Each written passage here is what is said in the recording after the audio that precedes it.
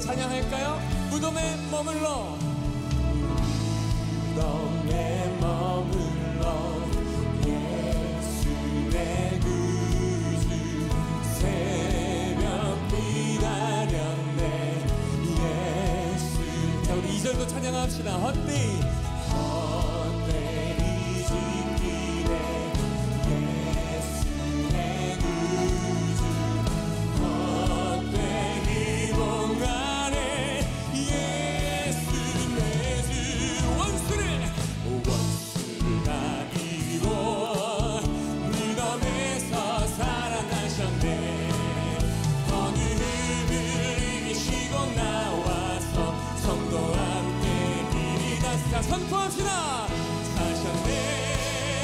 사셨네 예수 다시 사셨네. 거기 못 가두네. 거기 못 가두네 예수 내 구주 우리를 살리네 예수 내 주.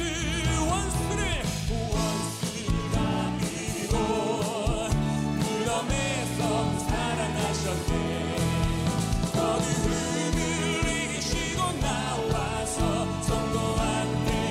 자, 선포합시다. 사셨네 예수 다시 사셨네. 우리 목소리로 원수를 다 이기고 무덤에서 살아나셨네. 어둠을 이기시고 나와서 성도와 함께. 자, 우리 믿음으로 선포합시다. 사셨네 예수 다시. 아멘. 영광의 주님, 영광의 주님 찬양하세. 모든 영광 능력 찬송 예수님께. 영광의 주님을 영광의 주님 찬양하세.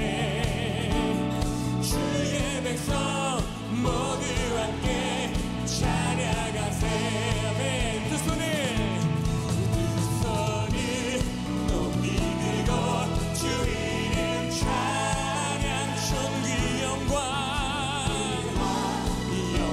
모두 예수님께.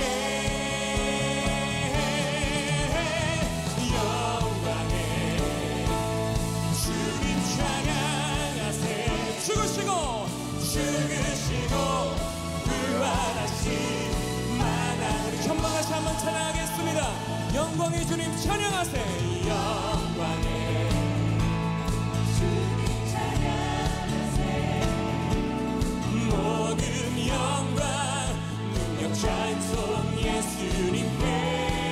영광의 주님을 영광의 주님 찬양하세. 주의 백성 모두 함께 찬양하세. 두 손을 높이 들고, 주 이름 찬양. 존귀 영광 모두 주 예수님께. 영광의 주님 찬양하세. 죽으시고 부활하신 마다의. 다시 한번 두 손을 높이 들고, 두 손을 높이 들고 주 이름 찬양. 존귀 영광 모두 주 예수님께. 영광의 주님 찬양하세.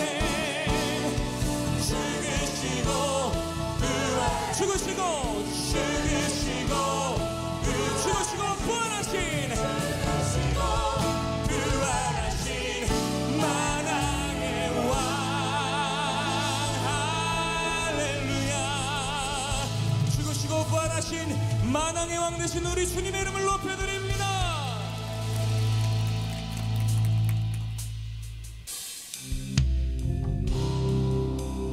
자리에 자리에 앉으셔서 계속해서 그 부활의 주님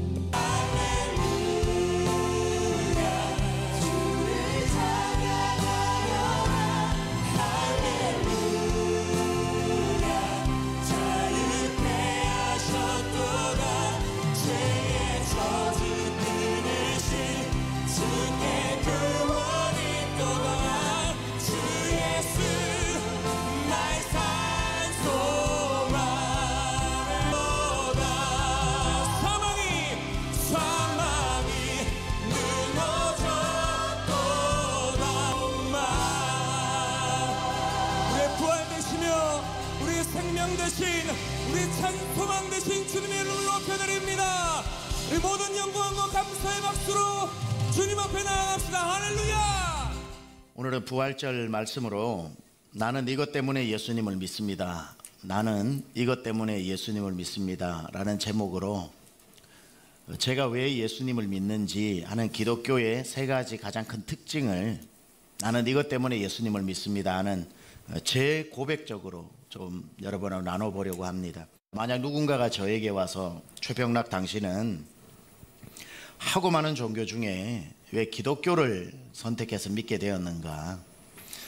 내가 신이다라고 하는 사람도 많은데 왜 당신은 예수를 그렇게 믿냐라고 묻는다면 Why Christianity and why Jesus? 왜 기독교고 왜 예수냐 물어본다면 저는 제가 예수님을 이것 때문에 저는 기독교를 이것 때문에 믿습니다 라고 이렇게 얘기하는 몇 가지가 있습니다. 첫째, 저는 기독교는 알려주는 종교가 아니라 해결해 주는 종교이기 때문에 믿습니다. 기독교는 알려주는 종교가 아니라 해결해 주는 종교이기 때문에 모든 종교가 발생한 이후에는 인간의 한계를 경험하니까 절대자를 찾게 되는 겁니다. 그러니까 모든 종교는 인간은 연약하다라는 것에 동의해서 시작됩니다. 인간이 신이면은 신을 안 찾죠. 자기가 자기 종교를 만들겠죠. 나를 믿으라 하겠죠. 그러나 그런 종교가 아닌 이상 어떤 신이라는 이름을 부르는 종교들, 특히 고등 종교들, 그 출발점은 인간은 인간의 힘으로 스스로 자기를 구원할 수 없다는 한계에서 시작된 건 다 똑같아요. 모든 종교는 다 인간은 지금보다 나은 존재가 되어야 된다. 지금 내 두 발로 딛고 있는 것보다 더 나은 곳으로 옮겨져야 한다. 지금 내 실존보다 더 나은 상태로 변화되어져야 한다라고 하는 이곳과 저곳의 간격에 인간이 도달하기 위해서 만들어진 것이 종교입니다. 인간은 연약하다. 그래서 나보다 지금 더 나은 존재, 그리고 죽어서도 더 나은 곳, 지금보다 더 나은 삶을 내가 가져야 한다는 데 출발한다는 거지요. 그래서 힌두교는 그 더 나은 삶과 더 나은 이 세상을 넘어서서 더 나은 세상으로 가기 위해서는 요가나 참선 등을 통해 우주와 합의를 이루고 그리고 내가 우주에 하나가 되어 신인 합일에 이르는 구원에 이른다라고 하는 그런 참선의 방법을 통해서 신인 합일에 우주의 무아의 지경에 이르는 겁니다. 불교는 그 극락이라고 하는데 이르기 위해서 자비를 행하고 불같이 끓어오르는 자기 욕망을 제거하여 무아의 상태에 이르게 되면 결국 니르바나에 이르게 된다라고 이야기합니다. 이슬람교의 구원은 네 가지 기둥이 있죠.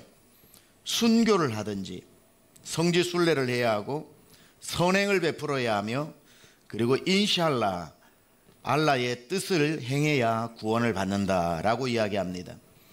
이슬람에서는 그 외에 고속도로로 가는 방법이 있다면 성전, 지하드, 거룩한 전쟁에 참여해서 거기서 죽으면 바로 천국으로 입성을 한다고 이야기합니다.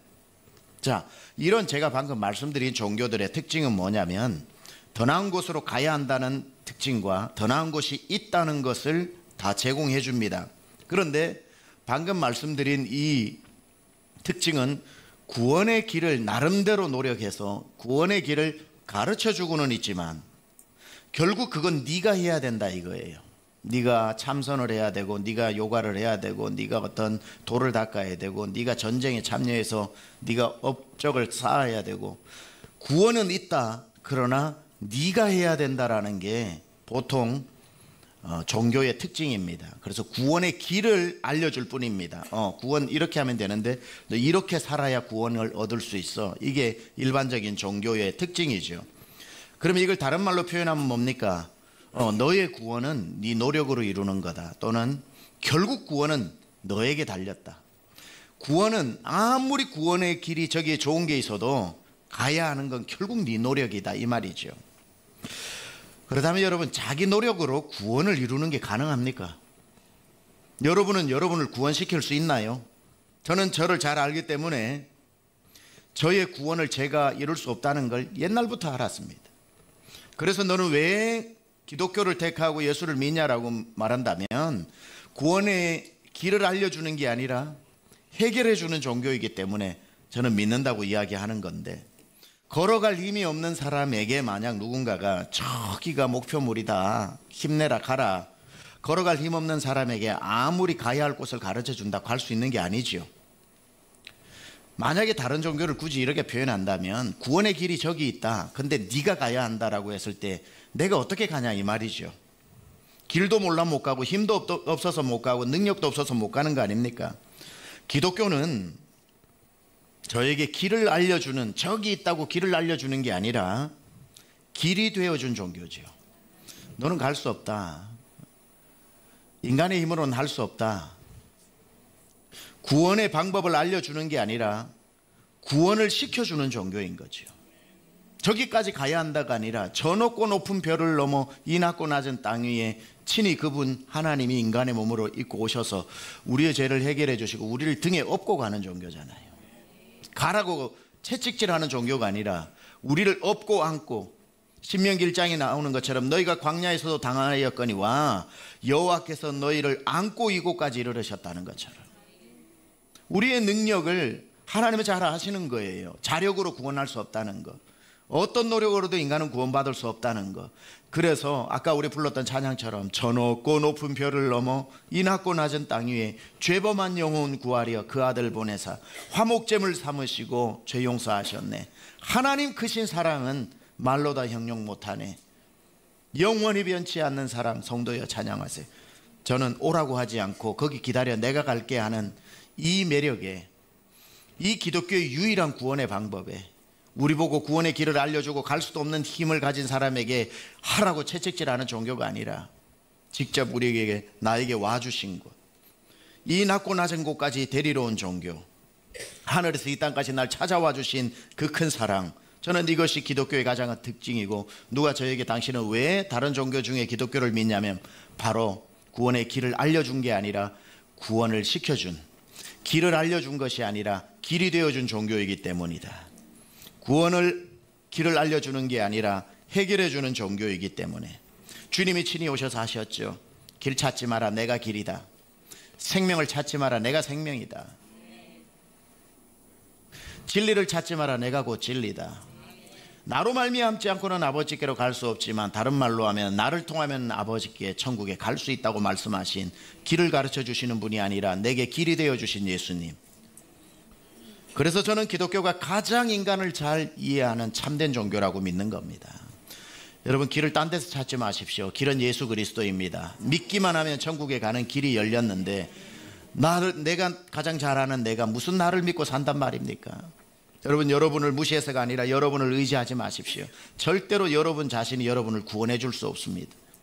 유사품에 주의하라는 말이 있죠. 많은 종교들에 속지 마십시오. 종교에 속지 마십시오.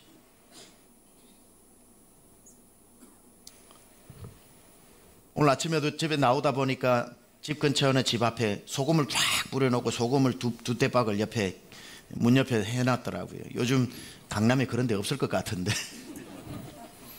무속에 여러분을 맡기지 말고, 다른 종교에 여러분을 맡기지 말고, 여러분을 절대로 구원할 수 없는 것에 인생을 걸지 말고 유사품에 주의하시고 참된 진리의 종교인 예수 그리스도, 너를 믿으라 하지 않고 나를 믿으라 해주신 그 주님 앞으로 나와 구원에 이르기를 축복합니다.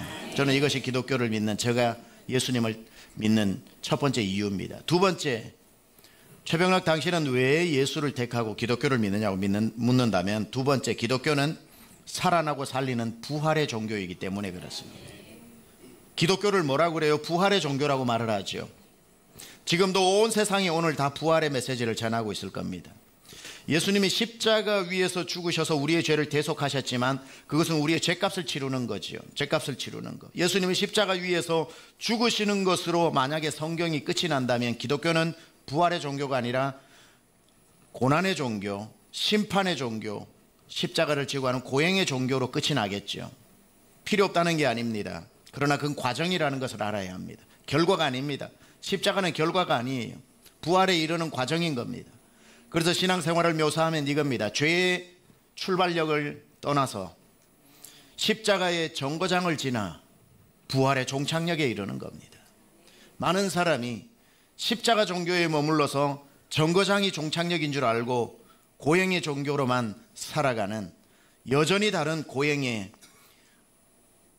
다른 종교들과 별반 다를 바 없는 그 정거장을 종착역처럼 머물러서 십자가에 머물러 있는 신앙들이 많은데 십자가를 피할 수는 없으나 십자가는 반드시 거쳐 지나가야 하나 예수님 앞에 서서 예수께서 내 죄를 짊어지고 십자가에 달리시는 그 과정을 우리가 반드시 속죄함을 받는 시간이 있어야 하나 그곳에 머물러 있는 것이 아니라 사흘 만에 부활하신 부활의 종교까지 나아가 우리 안에 들어온 이 예수님은 십자가에 달린 예수님이 아니라 부활하여 살아계신 예수님임을 우리는 기억해야 합니다. 우리는 죄의 짐을 짊어지고 태어나서 죄의 출발력을 출발했지만 어느 날 예수님을 만나 십자가의 정거장에서 내 짐을 다 풀어놓고 그러고 난 뒤에 부활의 종착역으로 가서 부활의 주님의 손을 잡고 날 대신에 죽으신 그분의 못자국을 만져보고 그분의 창자국을 만져 내 죄를 대신해서 죽으셨던 예수님이 맞구나. 근데 이분이 살아나셨구나. 그 살아계신 예수님이 내 안에 살아있는 것, 이것이 기독교라는 겁니다. 기독교는 그래서 죽음을 이야기하는 종교가 아니라 생명을 이야기하는 종교예요. 예수를 믿으면 죽어가는 것이 아니라 살아나는 것이고 살려내는 것이기 때문에 저는 기독교를 왜 믿느냐 할 때에 기독교는 살아나고 살리는 부활의 종교이기 때문이라고 말하는 겁니다. 기독교가 십자가의 정거장에서 끝난다면 우리 기독교인들은 참 불쌍한 사람입니다. 고행이요 십자가요 대가요 죄만을 이야기해야 하기 때문에 바울은 고린도전서 15장 19절에 이렇게 말합니다. 만일 그리스도 안에서 우리가 바라는 것이 다만 이 세상의 삶뿐이면 모든 사람 가운데 우리가 더욱 불쌍한 자이리라. 여러분 불쌍합니까 안 합니까? 지금 안 하시죠? 우리가 불쌍하지 않은 이유는 뭐라고 20절에 말하냐면 그러나 이제 그리스도께서 죽은 자 가운데서 다시 살아나사 잠자는 자들의 첫 열매가 되셨도다. 여러분 안에 계신 예수님은 십자가에서 아직도 고통당하시는 예수님이 아니라 부활하셔서 승리하신 하나님이심을 믿으시기 바랍니다. 기독교는 고난을 피하는 종교나 고난을 무시하는 종교나 고난을 외면하는 종교는 아니지만 고난의 십자가를 지나가는 종교요 영광의 부활에까지 나아가는 죽음이 아닌 생명에 맞닿아 있는 것이 바로 우리가 믿는 하나님이요 기독교라는 종교입니다. 기독교가 부활의 종교인 것이 확실한 것은 기독교가 정말 생명의 종교라는 것은 종교라는 말을 써서 그래요. 그냥 비교를 하다 보니까 그래요. 기독교가 참된 종교인 것이 확실한 것은 예수를 믿는 곳마다 살아나잖아요. 예수가 드러나가는 곳마다 살잖아요. 예수가 들어가면은 죽어있던 마음도 살아나고 죽어있던 집안도 살아나고 죽어있던 가게도 살아나고 나라도 예수 믿는 나라들이 살아나는 것을 보지 않습니까? 표정도 살아나고 어깨도 살아나고 살리는 종교라서 그래요. 저도 예수 때문에 살았죠. 영혼이 살 뿐 아니라 삶이 살았어요. 하나님은 우리의 영혼만 구원하시는 게 아니라 내가 온 것은 양으로 생명을 얻게 할 뿐 아니라 풍성하게 얻게 한다고 요한복음 10장 10절에 말씀하신 것처럼 내 죽은 영혼이 예수 믿어서 영혼은 살아났는데 예수 믿고 살아가는 내내 죽은 자처럼 고개 떨구고 살아가는 게 기독교가 아니라 내 영혼이 살았다면 영혼은 육하고 연결되어 있기 때문에 내 삶도 하나님께서 살려주시는 줄 믿습니다. 저는 아주 시골에서 태어나서 자랐습니다. 시골에서 태어나서 나무하고 소 키우고 자랐습니다. 국민학교 6학년 때 제가 전교에서 1등 했을까요? 꼴등 했을까요? 1등하게 생겼습니다. 꼴등하게 생겼습니다. 한 중간쯤하게 생겼나요? 어떻게? 예. 이유를 알지 못하지만 1등을 했습니다. 그래서 1등을 하고 분단장 했을까요? 전교회장 했을까요? 분단장한 얼굴입니까? 전교회장한 얼굴입니까? 아니면 어중간한 얼굴입니까? 이유를 알 수 없지만 전교회장을 했습니다. 제가 초등학교 때 전교 1등하고 전교회장을 했어요. 중학교 때부터는 묻지 마세요. 하여튼 초등학교 때 그랬다는 겁니다.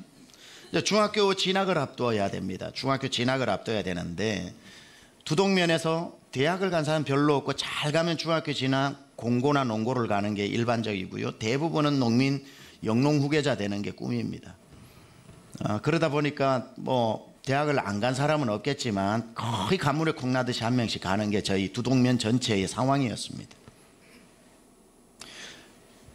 전교 1등한 전교회장을 우리 담임 선생님이 부르셨어요. 그리고 진학 상담을 합니다. 이제 중학교 가야 하니까. 이렇게 병나가 잘 들어라. 너는 공부머리가 있으니까 부모님이 아무리 네 붙잡고 농사 지어라, 농고 가라 공고 가라 해도 그 말 듣지 말고 너는 중학교 가서 공부 열심히 해서 나중에 이 두동 땅에도 판사 나오고 검사 나오고 의사 나오고 국회의원 나와야 될 거 아이가? 알겠지? 우리 두동면에도 인물 하나 나와야 될 거 아이가? 단디 들어라. 알겠지? 부모님 말 듣지 말고 너는 공부머리 있으니까 꼭 네 인문계 가가지고 판검사 되든지 인물 돼야 된다. 알겠지? 라고 말하지 않았습니다.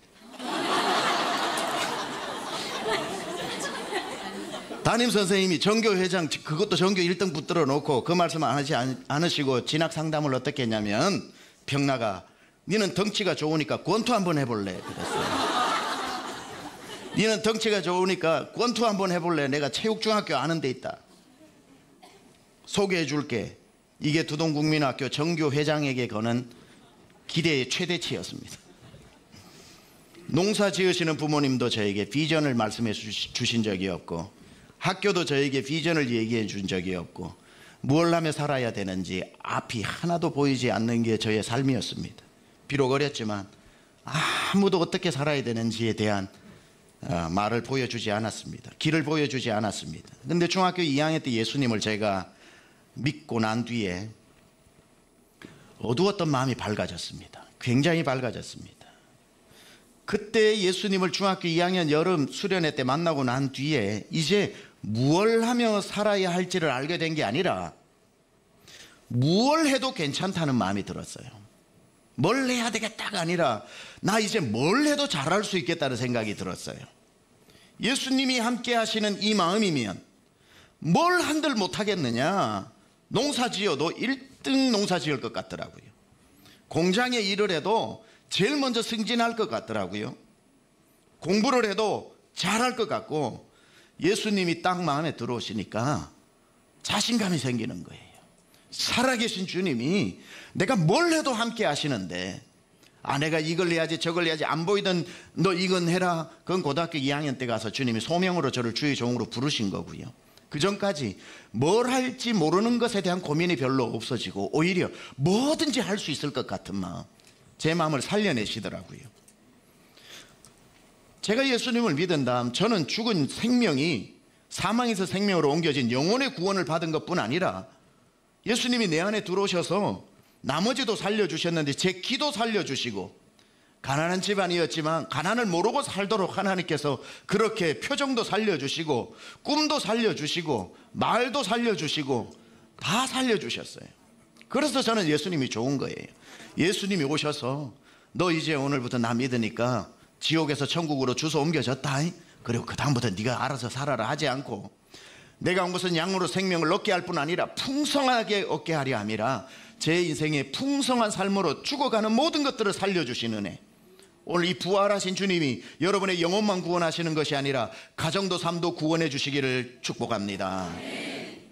그렇게 예수 제가 한 명을 저희 집안에 한 명 믿었더니 예수 안 믿던 저희 집안은 사형제 모두 예수님을 믿고 이젠 다 출가해서 그 자녀들도 다 예수 믿고 저희 집안은 예수님 때문에 얼마나 행복한지 모릅니다. 두동면 전체 출신 중에 사형제 모두 잘된 집은 저희 집이 제일 잘 됐어요. 오해하시면 안 됩니다. 다 사형제 대단히 성공해서 잘 됐다는 게 아니라 모두 예수 잘 믿고 모두 내 집안이 행복하고 모두 남 도와줄 정도로는 잘 살고 은편리 전체 사람들이 얘기합니다. 우리 은편리에 월성댁이 제일 잘 풀렸다고. 저희 어머님도 권사님이시고. 기독교는 살리는 부활의 종교입니다. 생명의 종교라고요. 불교가 들어간 나라는 필연적으로 불교 들어가면 다 못 산다 이렇게 폄하하는 게 아니라, 불교가 들어간 나라가 왜 발전을 못하느냐, 불교의 종교 자체가 운명론이라서 그래요. 가난을 가난으로 받아들이라는 게 운명론인 겁니다. 운명의 굴레를 씌워서 그곳에서 자족하면서 이게 너에게 정해진 이승에서의 운명이다, 벗어나려고 하지 말라는 거죠. 열심히 네가 그 운명 속에서 그걸 최선을 다하면 이제 다시 환생을 할 때 조금 나은 것으로 바뀌는 거니까. 물론 거기에서 환생을 위해서 조금 자기의 노력을 해야 되는 동기부여는 주지만, 환생이라고 하는 제도가 이승에서 잘 살아야 되는 동기부여는 주지만, 결국은 그것도 네가 가지고 태어난 그 굴레 안에서 최선을 다해서 사는 거니까 운명론에 빠지기 때문에, 운명은 벗어날 수 없는 거라고 가르치기 때문에, 네가 지금 가난한 것을 열심히 해서 좀 더 윤택한 삶으로, 풍성한 삶으로 나아가라고 이야기하지 않고, 너가 가난한 것이 이승에서의 이번 생애의 너의 운명이라고 가르치기 때문에, 부모를 잘못 만난 것도 너의 운명인 것이고, 네가 지금 가지고 있는 그 직업도 이 생에서 네가 가지고 있어야 할 운명이라고 가르치기 때문에 벗어날 수 없는 거예요. 운명론은, 이 운명론의 그 굴레는 살아생전 자기가 벗어버릴 수 없는, 의욕을 잘라버리는 무서운 저주입니다. 무서운 저주예요.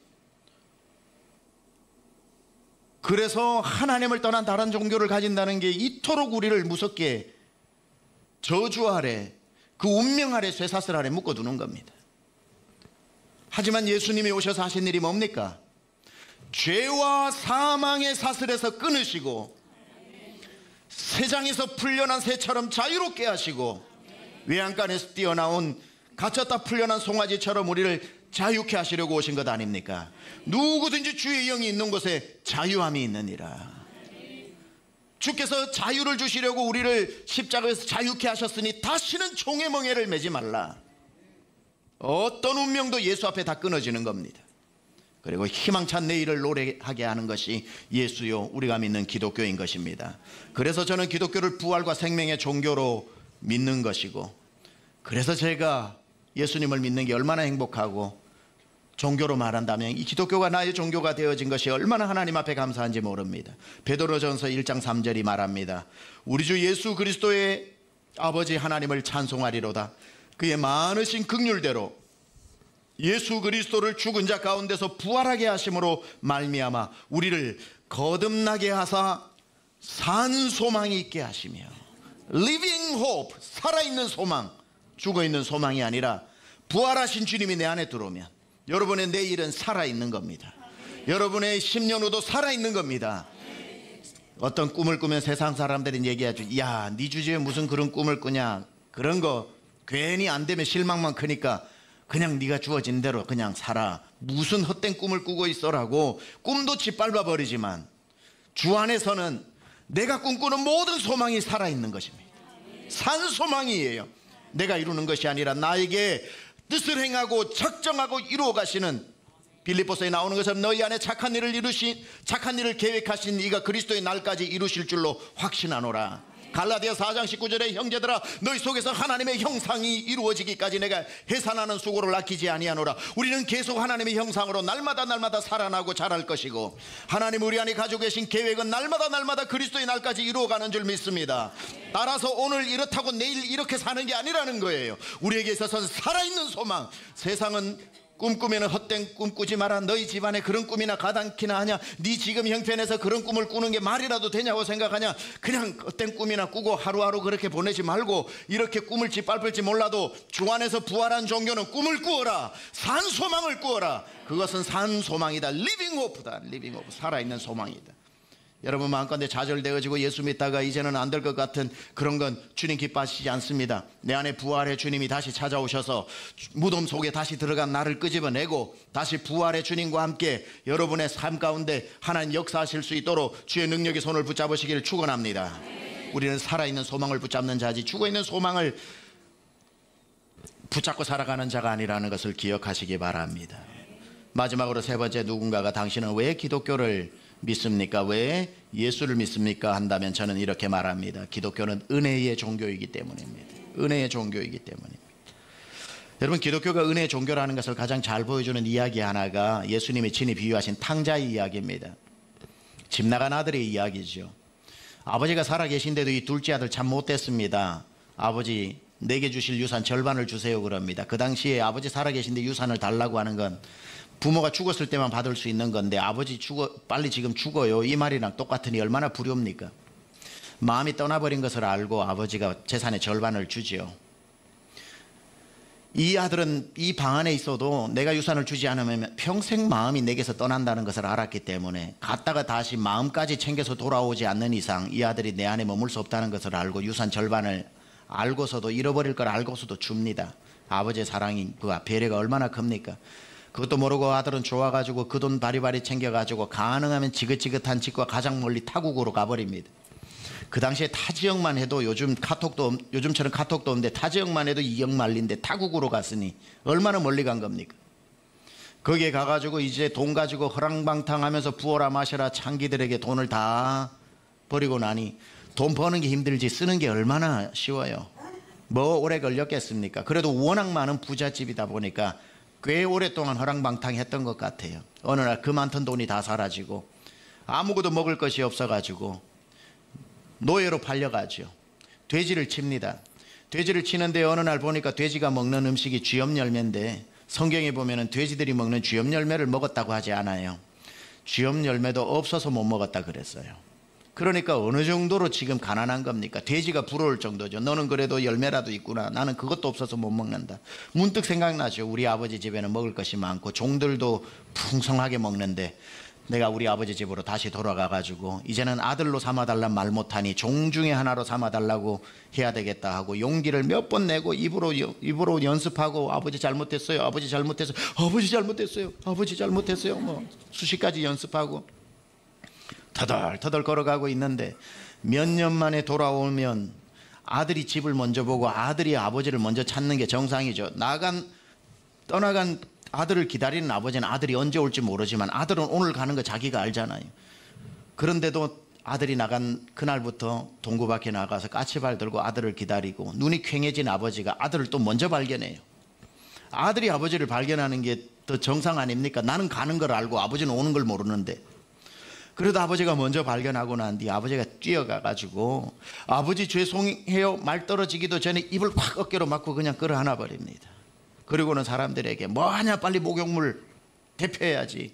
그리고 옷 벗기고 목욕시키고 다시 아들로 회복된 금가락지 끼우면서 외칩니다. 소잡아야지. 잔치가 벌어집니다. 그렇게 아들은 종이 아닌 다시 아들로 회복되어지는 것, 이것이 성경에 나타난 강력한 은혜의 이야기입니다. 용서하시는, 받아주시는, 다시 다 아버지를 죽이고 나간 거나 마찬가지인 아들, 그 평생 벌어놓은 거 다 잃어버렸는데도 말 한마디 할 필요 없도록 하나님이 그냥 입을 어깨로 콱 막으시고, 그리고는 옷 벗기고 목욕시키고 금가락지 끼우고 소잡아 잔치 벌이는 것이 기독교거든요. 리 스트로벨의 책에 의하면 이 사람이 전 세계적으로 다니며 종교학자들을 통해서 비교 종교학으로 책을 씁니다. 예수 사건이라는 책을 적은 리 스트로벨이 다른 책 하나를 써요. 그 USC University of Southern California의 비교 종교학 교수에게 물어봤답니다. 기독교에는 이 탕자의 비유 이야기가 있는데 이게 은혜라고, 다른 종교에도 이런 이야기가 있냐고 그러니까 이 종교학자 이야기를 합니다. 불교 경전에도 탕자 이야기가 나온대요. 아, 그렇습니까? 근데 조금 결말이 다르대요. 똑같이 아버지 재산을 가지고 멀리 간답니다. 멀리 가서 허랑방탕해서 다 써버리고 아버지께로 다시 돌아오는 플라까지는, 이야기까지는 설정이 똑같대요. 그래 아버지가 받아준대요. 아들 받아줘야지 어떻게 안 받아줍니까? 기독교만 받아줘요? 불교도 자식인데 받아줘야지요. 그런데 거기 온 그 자식에게 25년간 똥을 치우게 한답니다. 그게 불교의 탕자 이야기입니다. 너의 고행으로 너의 잘못을 갚아라는 거죠. 너의 고행으로 너의 못된 짓을 갚아라고 하는 게, 25년 동안 배설물을 치우게 하는 게 탕자 이야기라는 거예요. 루이스트로벨이 묻습니다. 이슬람에는 이런 이야기가 등장하나요? 하니까 그 비교 종교학자가 이야기합니다. 이슬람은 이 이야기 자체가 만들어질 수 없는 종교라고, 이런 비유가 이루어질 수 없는 종교라고. 왜 그러냐 그러니까 아들이 아버지 재산을 가지고 문 밖에 나가는 순간 명예살인 당한다고.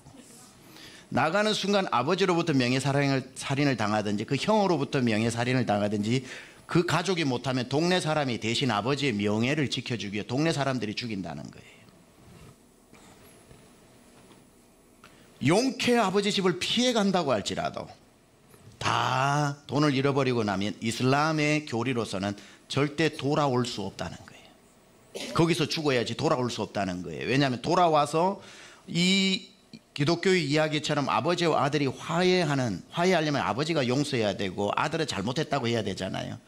이슬람의 교리에 없는 개념이 뭐냐면 용서라는 개념이 없어요. 이슬람은 무조건 심판의 개념만 있는 겁니다.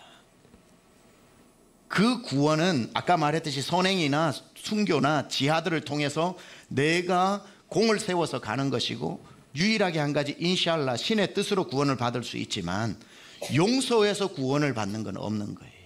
그러니까 아들이 돌아와도 이야기가 성립이 안 돼요. 용서라는 개념이 없으니까. 제가 기독교가 가장 유일한 종교고 예수를 믿는 것은 기독교는 은혜와 용서의 종교이기 때문에 그래요. 집 나가는 실수를 해도 우리가 하나님 앞에 정말 부족해서 또 실수를 해도 하나님은 또 기다려주시고 또 받아주시고 또 하나님은 까치발 들고, 물론 크게 보면 이것이 주님을 떠나 우리 구원의 서정의 이야기였지만 우리 일상의 삶에서도 하나님은 우리가 잘못하고 넘어질 때 이제 마지막이다, 이제 다음에 용서하면 너 구원에서 나가 떨어질 거야, 난 너 더 이상 안 받아줘가 아니라 하나님은 70번씩 7번씩 우리를 또 받아주는 용서와 화해와 기다림과 은혜의 종교이기 때문에 그렇습니다.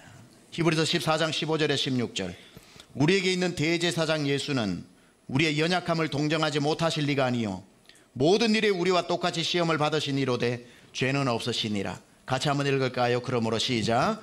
그러므로 우리는 긍휼하심을 받고 때를 따라 돕는 은혜를 얻기 위하여 은혜의 보좌 앞에 담대히 나아갈 것이니라.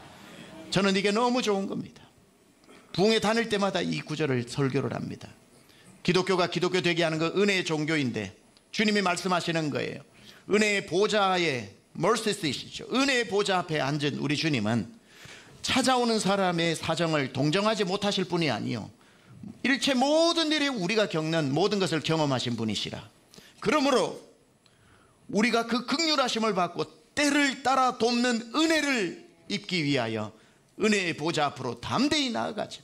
오늘도 여러분이 예배 나오고 또 예배 나온 것은 지난주 잘 살아서 나오는 게 아니라 하나님이 은혜롭기 때문에 담대히 나온 거잖아요. 주님이 무서워가지고 내가 지난주에 너희 행한 대로 내가 다 갚아주리라 하면 여기 몇 분 나와 앉아 있겠습니까? 우리의 일주일의 삶은 우리가 적나라하게 알면서도 오늘 이쁜 옷을 입고 주 앞에 담대히 나올 수 있었던 것 이유 하나는 여러분이 잘 살아서가 아니라 하나님이 은혜롭기 때문에. 은혜의 보좌 앞에 나와 또 하나님 부족합니다, 또 잘못했습니다, 또 넘어졌네요. 그러나 제가 그렇다고 어디를 갑니까? 내겐 주밖에 없나이다. 주님 앞에 나와 엎드릴 때 주님이 왜 왔냐 하지 아니하시고 잘 왔다, 나는 은혜의 하나님이다. 그래 내 앞에 나와서 해결해야지 어디 가서 누구 앞에 해결하냐. 주님은 오늘도 우리를 받아주시고 또 받아주시는 그 은혜 때문에 우리가 이곳에 있는 줄 믿습니다. 제가 왜 기독교를 믿냐고, 나는 왜 이것 때문에 예수님을 믿습니다라는 제목으로 말씀드렸습니다. 저는 인간의 힘으로 갈 수 없는 구원의 높은 단계를 만들어 놓고 저기까지 가는 사람 구원이라고 하는 게 기독교가 아니라 거기에서 이곳까지 내려와서 우리를 업고 그곳까지 데려가는 구원의 길을 가르쳐주는 종교가 아니라 해결해주는 종교이기 때문에 저는 예수를 믿습니다. 왜 당신은 예수를 믿느냐고 물어본다면 예수님은 부활하셨기 때문에 믿습니다. 그분은 무덤에 계신 분이 아니라 부활하셔서 내 속에 들어오셔서 나를 영생으로 영혼을 살려주실 분이 아니라 내 인생 전체의 삶을, 내 집안을, 내 가게를, 내 인생을 살려주시기 때문에 저는 생명의 종교이기 때문에 믿습니다. 너는 왜 예수를 믿냐 묻는다면 내 부족한 사람 1000만 번 또 넘어지고 또 넘어져도 주님은 1만 번 10만 번 더 용서해 주셔서 나의 넘어짐보다 그분의 용서의 숫자가 더 많기 때문에 오늘도 담대하게 그 은혜의 보좌 앞으로 나올 용기가 있어서 그분의 은혜 때문에 저는 이 기독교 예수를 믿습니다라고 당당히 말할 것입니다.